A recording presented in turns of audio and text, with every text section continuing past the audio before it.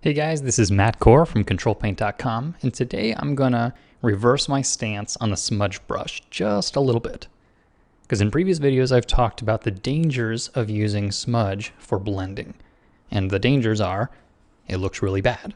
But in the years since that video, I found myself using the smudge tool increasingly often.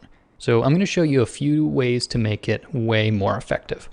But as a quick reminder, if you look below the post, you'll find links for free brushes and worksheets, as well as in-depth premium series available in the Control Paint store. With the smudge tool active, it's very important to click the Sample All Layers button. So here when I smudge, it's very visible, but what I've done is actually make this on a separate layer.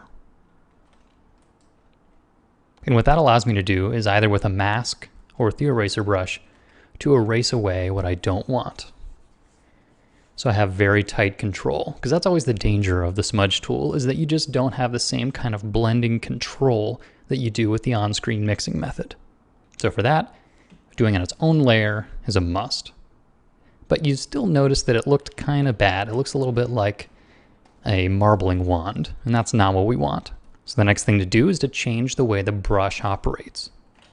So normally what I was using here to paint with was just a hard round brush, and that's why it's got such a severe edge. What we want instead is something that's a little bit more randomized. So with the brush settings, I'm going to change a few things. In brush tip shape, I'm going to make the spacing way wider so you can see individual overlapping shapes.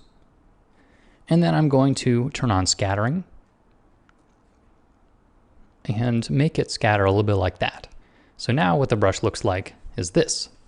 Not good at all for painting, but would work quite well for the blending. And let's see how that differs. So I'll choose my blending tool, do the same deal, move the spacing out a bit, turn on scattering. I'm going to make a new layer, make sure Sample All Layers is checked, and I'm actually going to turn down the strength to about 25%. Now that looks a lot better. All I did was move the cursor over this transition, and it very nicely gives a broken, soft smoothing, which I can erase away with the brush because it's on its own layer. So what you're doing is changing the brush settings to change the way that it blends. So if I wanted it to be a narrower gap, I would go to scattering and reduce the amount of scatter. So here it's more linear and less random. I could also change the spacing here and make it more spread out and lower my strength. And now I'm going to have a narrower band of blending. So my experience with blending in this manner has been to make tool presets and forget about all these settings, because you don't want to be opening up this brush palette, tweaking a bunch of knobs, and then doing your little bit of smudging. It really pulls you out of the creative flow. So instead, once you find a setting that works well for you, like let's say I really like this one here, then I'll make sure my tool presets palette is open. And you see here I have the current tool only check selected, and then I'll give it a name. So we'll call this narrow smudge.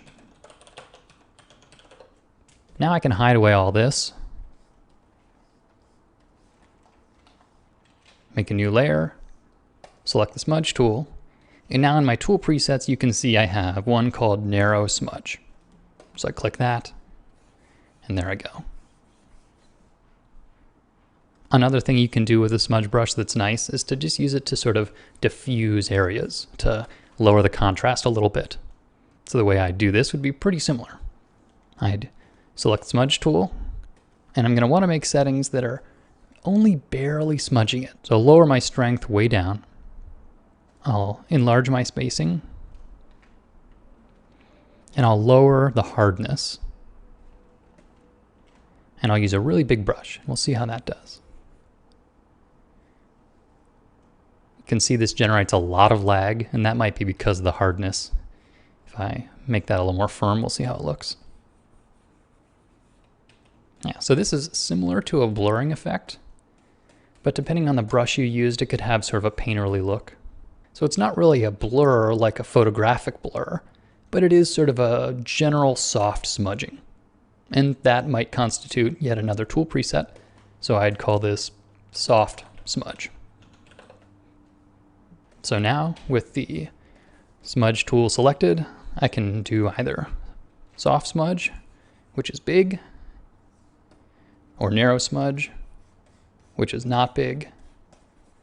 And I never had to open this really annoying brush palette here. I can just keep that closed and focus on the painting. So in my personal work, I still do much more on-screen blending than I use the smudge tool. But as you can see, there's certainly more to that argument than yes or no. If you figure out how to add a little nuance into this tool, it can be pretty powerful. So good luck and have fun experimenting. Thanks for coming to the site, guys.